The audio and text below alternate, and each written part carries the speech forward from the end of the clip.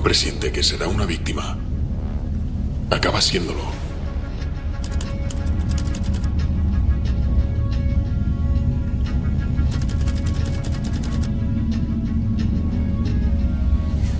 Yo he querido matar a mi madre desde que tenía 8 años, y no me enorgullezco. Empecé destruyendo cosas sin valor.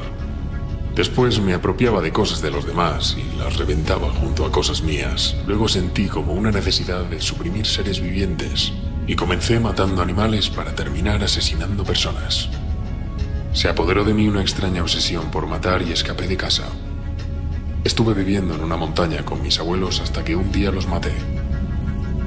Ya no podía vivir en la cima de aquella montaña porque la casa estaba en la cima. Temía que la gente lo dejase todo, mirase hacia arriba, viese lo que yo había hecho y viniesen por mí. Yo estaba paranoico en aquel momento y sabía que si alguien hubiese subido y me hubiese mirado, simplemente mirado, le hubiese volado la cabeza.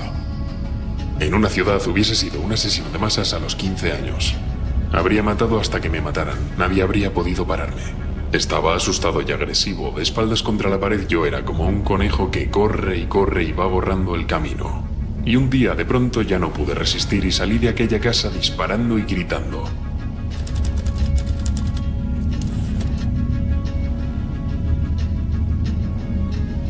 Me entregaron a mi madre, aunque se había decidido que yo nunca volvería a hablar con mi madre, nunca. Ni nunca volvería a hacerle regalos de Navidad, la dejaría en paz. No obstante, a mí no me gustaba oír lo que algunas personas decían de ella, que acabó tranquilamente con 3 maridos.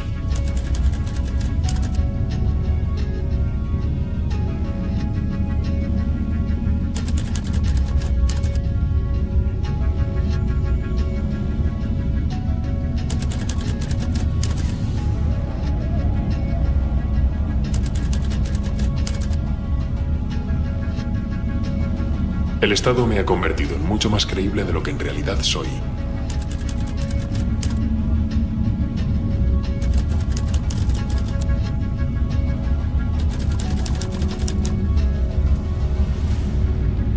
Me proporcionaba un placer tan grande que a veces era un poco difícil controlarme. Sentado en la cama, con una cabeza cortada entre las manos, hablándola y mirándola, gozaba de tal manera que a veces estuve a punto de perder el sentido y me decía: «Estás loco». Pero añadía enseguida: «Si te das cuenta, no lo estás. Estás sencillamente contemplando una cabeza humana cortada. Tú has visto viejas pinturas que representan vikingos que hablaban con cabezas cortadas, que llevaban metidas en una bolsa de piel. Forma parte de su cultura. Bien, formaban parte de la mía las que yo conseguí en los años 72 y 73. Resultaba inevitable matar a navajazos y cortarle después el cuello a una joven inocente. Inocente en el sentido de que ella para nada esperaba lo que iba a ocurrirle, porque no se lo había buscado. La primera participó activamente en su muerte. Lo tengo fresco en la memoria.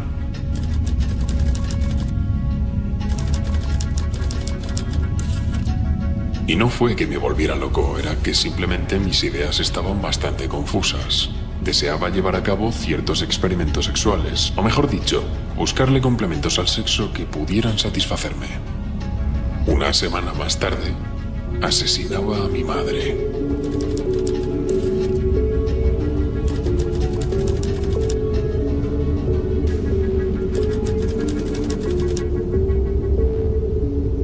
Soy americano. Maté chicas americanas. Soy un ser humano y maté seres humanos. Y lo hice en mi sociedad.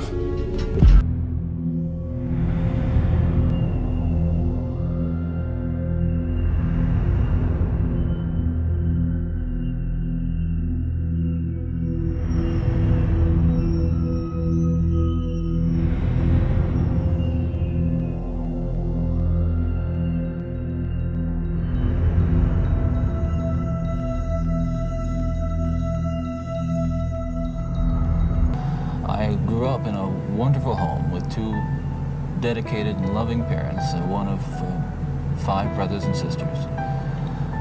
A home where we as children were the focus of my parents' lives, where we regularly attended church, 2 Christian parents who did not drink, they did not smoke, there was no gambling, there was no physical abuse or fighting in the home.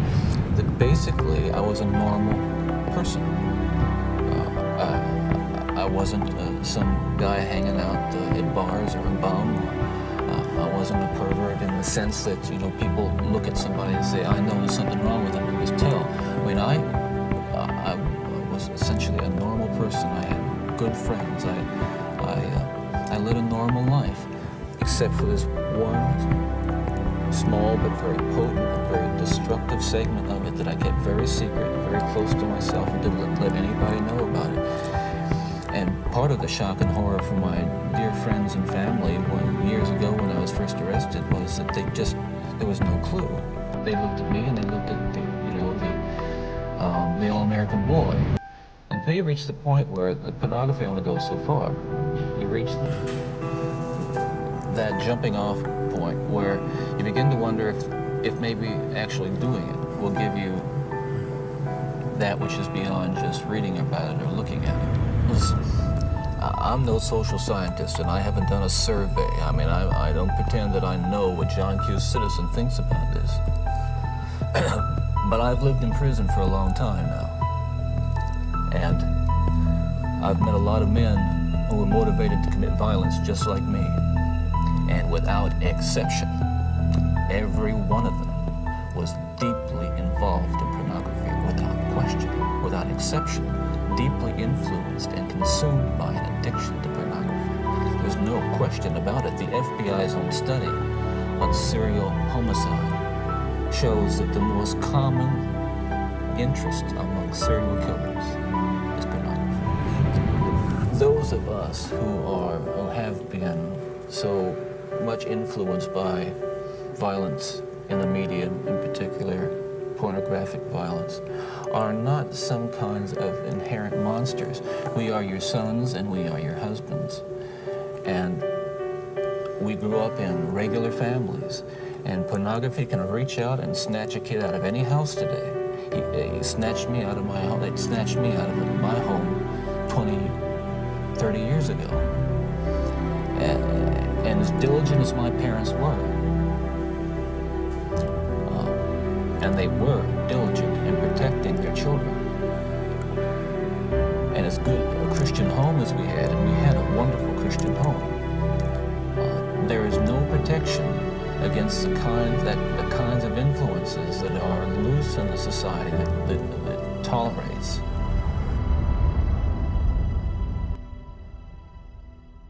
You would make offers to lure young men by offering them money. Sometimes, yes. And what you'd offer them money for is for the taking of pictures. Occasionally. You'd also offer them drinks. Mm-hmm. Your answer is yes? Right. The other procedure that you utilized was to drill holes through the bone, through the skull area. Yes. What did you inject into the hole? Sometimes hot water, sometimes a weak acid solution. What sort of acid? Hydrochloric. Now, what was the purpose of that drilling technique now? To put the person in a sort of zombie-like state. I didn't know exactly what it would do, but I was experimenting, if you will. What do you mean when you say a zombie-like state? What do you State think? where he would be willing to just follow my orders and not want to leave. He was on the couch, lying down with the drilling technique had already been tried, and I thought. Did you arrive at a conclusion as to whether or not you had taken his life as a consequence of the drilling technique? No, it hadn't. How do you know that? Because he was, put my arm around him, trying to walk him back to the apartment, and got halfway there. Sorry, he was a house guest friend who sometimes drinks too much on weekends, runs out of the street and Do you admit to being evil, Richard? We are all evil in some form or another. Yes, I am evil. Not 100%, but I am evil. What do you want the world to know about you? The world has been fed many lies about me. I have read very few truths. Who are you?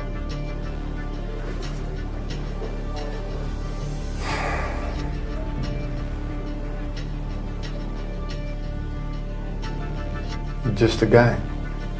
Just a guy. At the time, Ramirez was certainly a guy attracting a lot of attention. Since his arrival at the San Francisco jail, women from around the country, including one of the female jurors who had found him guilty in Los Angeles, had been flocking to the San Francisco facility, even fighting with each other over Richard's affections. I have friends. That is all I care to say, really. They are open-minded people. Did you kill 13 people? It would be improper for me to comment on my LA convictions and on my pending case here in San Francisco. Why? Because of my appeals. Are you appealing these because you say you're innocent? You didn't kill 13 people? That is correct. You didn't kill 13 people? Again, it would be improper for me to comment in any regard to that question. You have now entered a very rare group of people in this country. You're in the ranks of Charlie Manson, Ted Bundy. You claim you didn't commit these murders, but you're right in there now as far as everybody else is concerned. Serial killers do on a small scale what governments do on a large one. They are a product of the times, and these are bloodthirsty times. Even psychopaths have emotions if you dig deep enough, but then again, maybe they don't. Do you have emotions, Richard? No comment. Tell me what kind of emotions you got going through you right now. I'll tell you what, I gave up on love and happiness a long time ago. Why? I don't care to explain that. Somebody- Let the quote stand for itself. People in this day and age are brainwashed and programmed like a computer at being nothing more than puppets. This nation, this country is founded in violence. Violent delights tend to have violent ends. Madness is something rare in individuals, but in groups, people, and ages, it is a rule. Killing is killing, whether done for duty, profit, or fun. Men murdered themselves into this democracy. You're good at reading your script, Richard, but you're not much at answering my direct questions. A lot was made that you're a devil worshiper. You worship the devil? Have you ever studied Satanism? There are different sects of Satanism. Have you just yes or no? Have you studied Satanism? Yes, I have. Are you a worshiper of the devil? No comment. Come on, Richard. I can tell you a little bit about Satanism. Well, I'm interested in hearing what you got to say then. It is undefiled wisdom instead of hypocritical self-deceit. It is power without charity. A Satanist admits to being evil. Do you admit to being evil, Richard? We are all evil in some form or another, are we not? I'm asking you the questions, my friend. Yes, I am evil. Not 100%, but I am evil. Evil has always existed. The perfect world most people seek shall never come to pass. And it's going to get worse. People on the outside do not know what evil is. Do you know what evil is? Sure, Are you evil? somewhat. Strangler.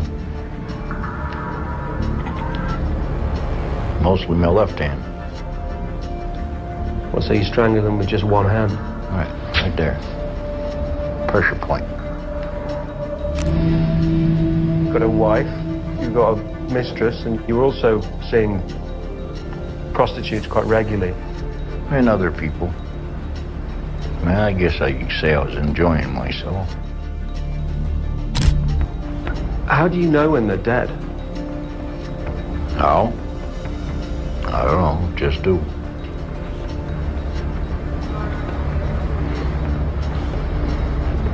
More or less after they just relax. The body relaxes, doesn't fight no more. It only takes about 4 minutes, probably. 4 Sometimes minutes? less than that. I met Anne Marie Steffens, I think, in front of the Finger Hut on Lake Avenue. Do you remember killing her? Yeah, possibly. We're not going into details here.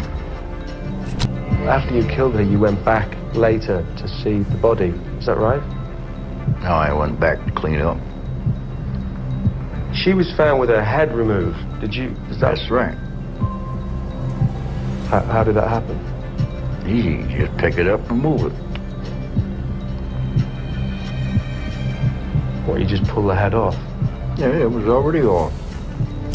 That was a fit of anger. You know, we spent a day down Turning Point Park, you know, feeding the ducks and walking around and we making out.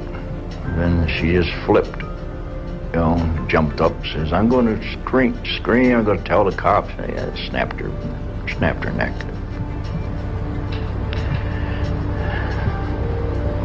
Stayed there all day until dark. Then split her open from her neck to her groin. I didn't go all the way deep into the stomach area, just split her open. I don't know why.